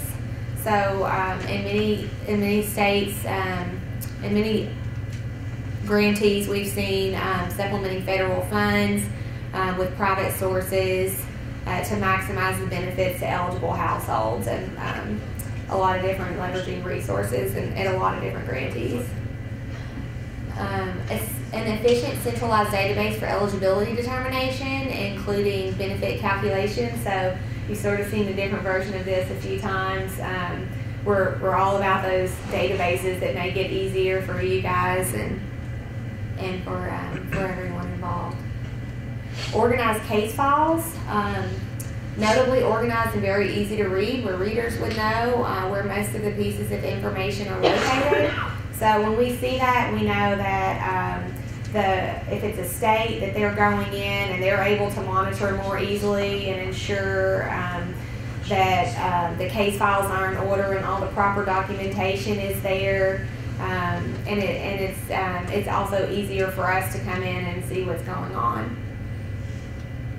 Frequent and organized training of the local agencies is always great to see, especially when there's quarterly conference calls or webinars or annual trainings where everyone gets together in person, or even a weekly staff meeting with the intake staff to discuss, a refresher on a certain type of income calculation, or, various things that the intake staff may need a refresher on. And then, of course, the moratorium not to disconnect energy. We usually see this on regulated utilities between November to March in this case, but it varies by state to state. We often see these moratoriums, and that makes it helpful for the households. Local agencies have demonstrated knowledge of grantee policies and have consistent interpretation and use of grantee policies. So what this is about is sometimes we see a really strong understanding at the local level exactly what the state expects of them and exactly what the state policies are. And that's always great to see, because we know that the state is disseminating the information to their local agencies and that everybody's on the same page. Local agencies make Fridays available for applicants on crisis to avert any issues on weekends and holidays. And again, I wasn't on this last site visit, but I believe that this was in reference to blocking off every Friday, all day Friday for crisis applicants.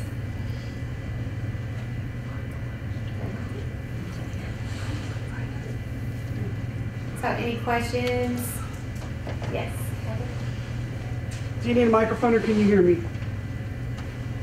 I got one here. I got one here, Aiken.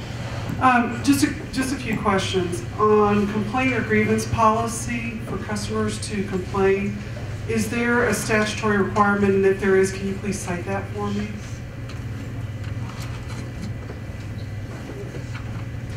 So one of the slides said that you should have one of the findings was that customers should have a way to,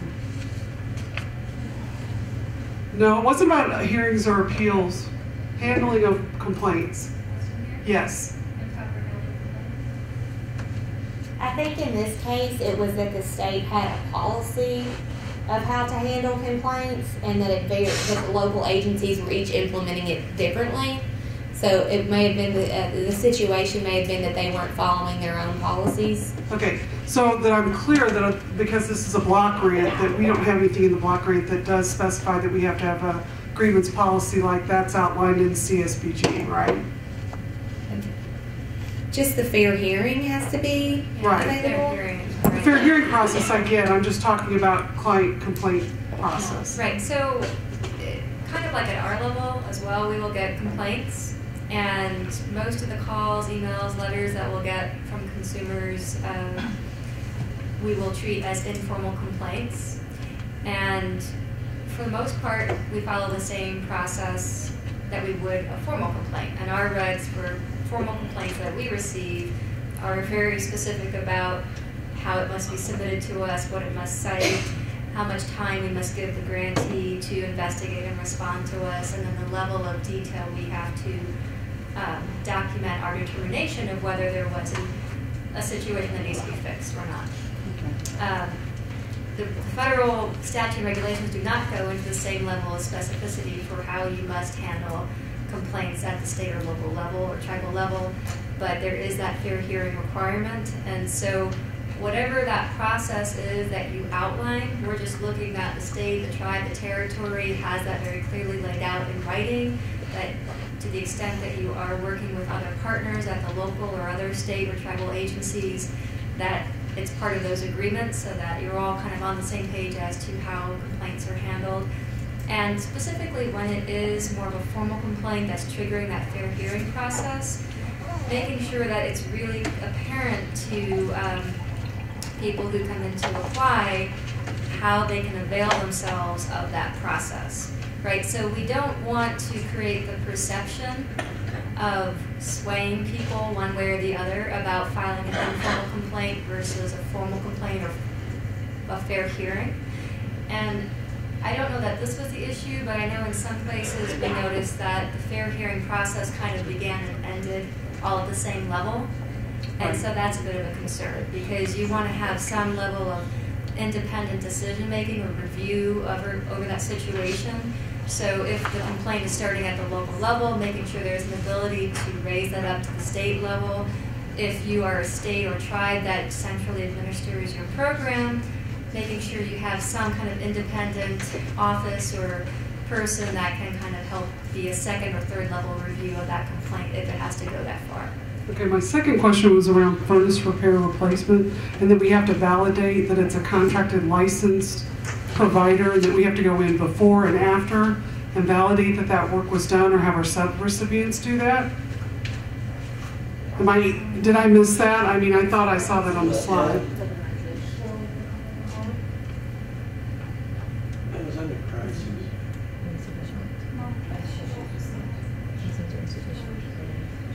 You tell them where it's at.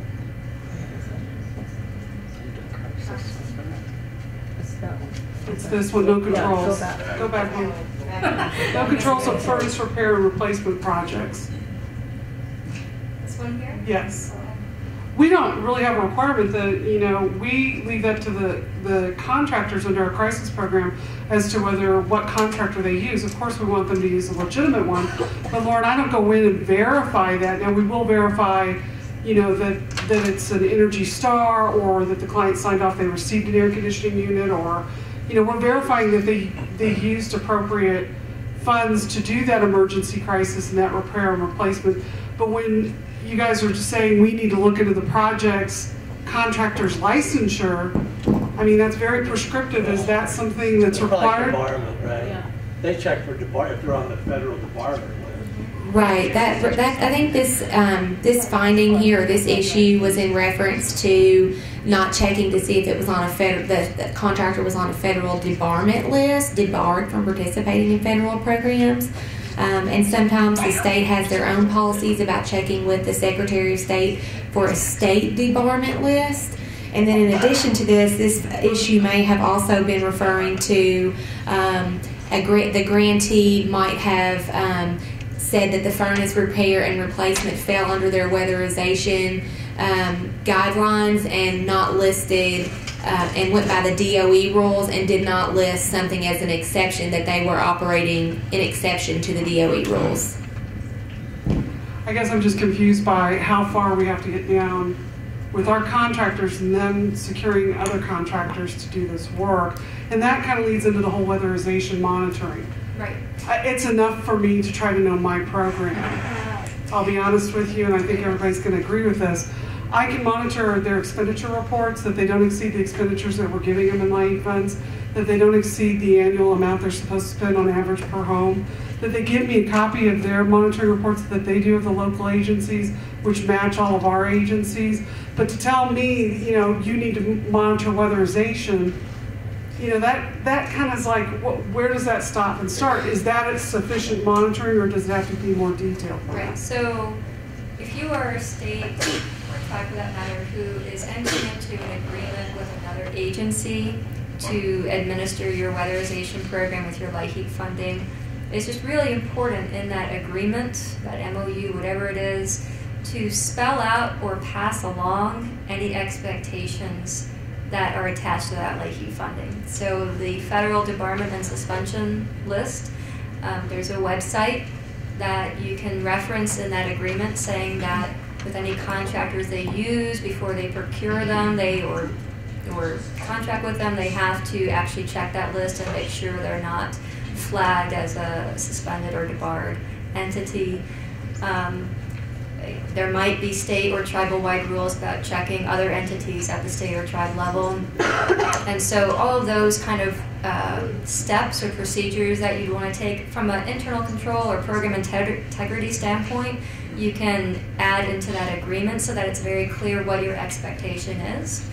And in terms of how you would monitor that they're doing that I would think is also maybe a clause that you would put in that agreement that if you want them to include in a progress report to you or whatever sort of monitoring report you get of how that's being checked.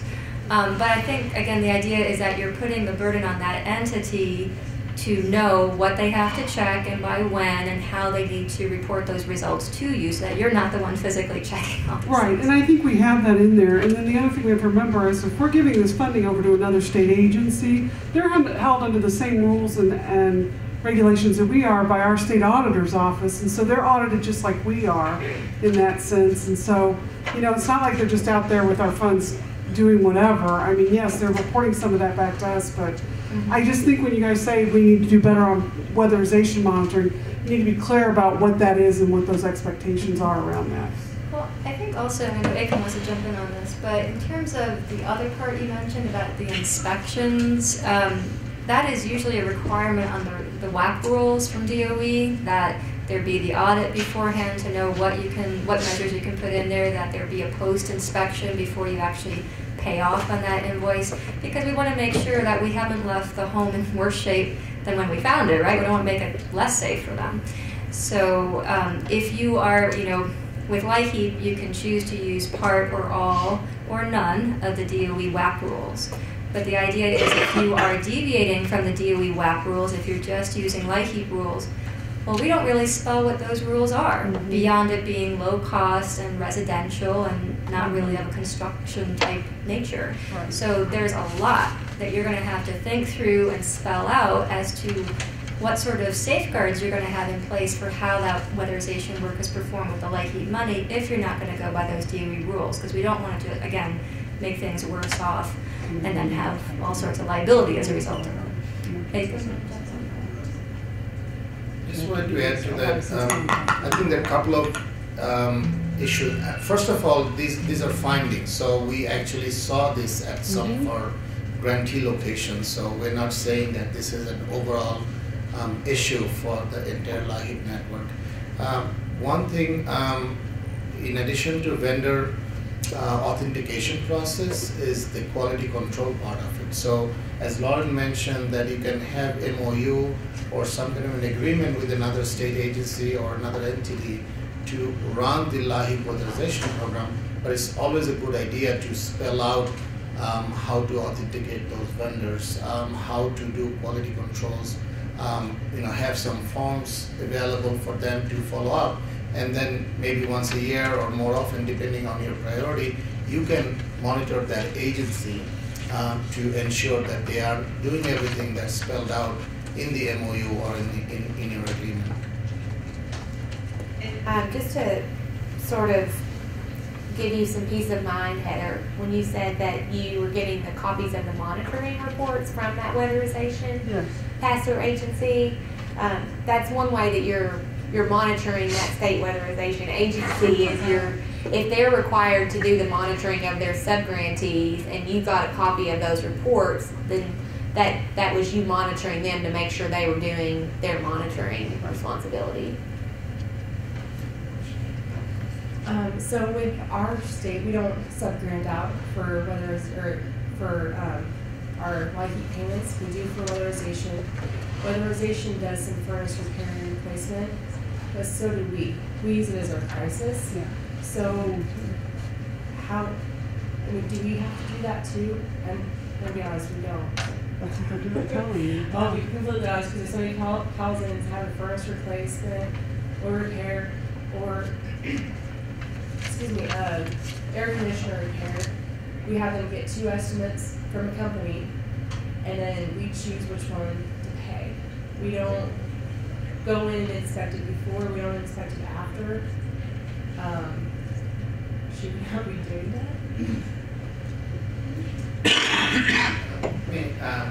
Sorry, ask you a question to answer your question. Do you have any kind of process in place to ensure that the installation did take place? Because this whole idea of monitoring this kind of project is to make sure that the funds are spent properly and the clients are getting what they are supposed to get. So, you know, how do you close the loop? I guess that's the part. I don't want to answer that, and I'm not telling you what to state up there. Okay. Well, something to something to think about. Honestly, we don't. And now I'm kind of wondering, I haven't talked to my administrator, I'm like, maybe we shouldn't be doing this. Maybe it's part of the program we take out, and we let weatherization take over any of the furnace repair replacement or central airs. Because I'm not going to go out and do that. We don't have anybody who can actually do that. That's the problem. Is, you know, we have our caseworkers that are doing SNAP, ADC, TANF, and all of those programs. They can't do it either.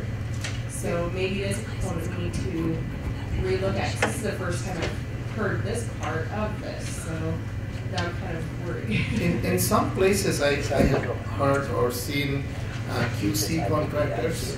These are private companies that you can contract with. So they will send you the report back to you to the state, saying that yes, this installation did take place and it met the specification that was laid out in the scope of work. These are not the installers. This is like a company who can go out there and do this for you. Yeah, there are independent QCI contractors that can do the inspection just to make sure it was properly installed. But even just making sure that the furnace is there in the unit that you paid for it to be installed in is important, because while a furnace is hard to steal, the parts, the copper and that kind of, those things are stolen often. And you want to make sure that the household that you deemed eligible to receive that furnace actually received it.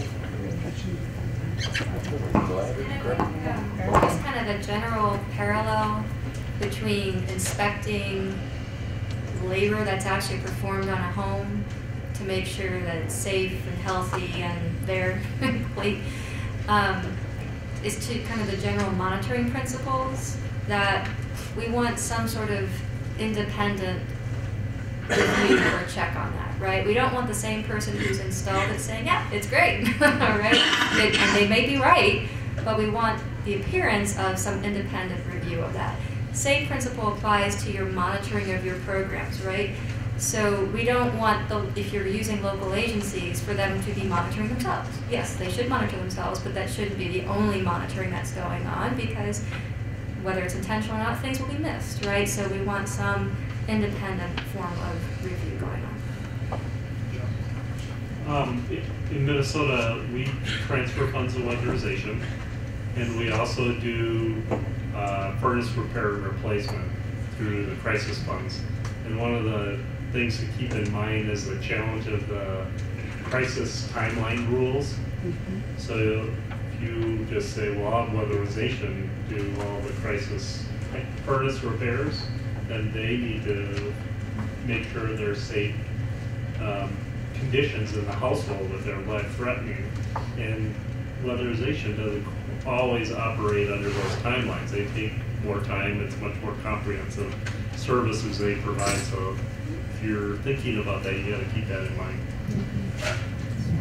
Actually, Wisconsin does do 100% to weatherization. They do 100% of our furnace repair and replacement, but it's kind of a blended where the WEEP agency, the local agency, Energy Assistance Agency, is responsible for the health and safety of the customer. So if the weatherization agency is unable to respond in the time frames needed, then the Energy Assistance Agency steps in with other provisions. Yeah, Jane beat me to the punchline.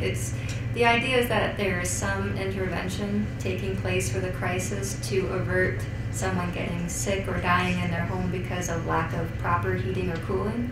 So if the bigger issue is that their HVAC is just kaput, not working, and it's going to take some time to get the equipment, get it in, whatever, okay, maybe we're trying to find them a temporary housing situation, or maybe we're trying to get them an alternate source of heat, or harder for cooling, but doing something, working with our partners to try to do that immediate averting of the crisis while we get the larger problem worked out. Other comments, questions on monitoring? I just wanted to add something real quick, Lauren, about the fair hearing procedures I was thinking about over here. I don't know if it was spelled out in the slides, but one common thing we see on the fair hearing procedures is the lack of the opportunity to request a fair hearing on something other than the approval or denial status. So making sure that you, in your language for the right to request a fair hearing, the household knows that they can also request a fair hearing or appeal based on how long it took to process their application. For instance, if it's taking 9 months for them to receive their benefit, or perhaps the amount that they received, if they think that they were supposed to get more, for instance. That's understandable. Yeah, good point. Good. Other comments, questions on monitoring for today? All right, it's a long afternoon, especially after lunch. Thank you for hanging in there. We're going to take a 15-minute break.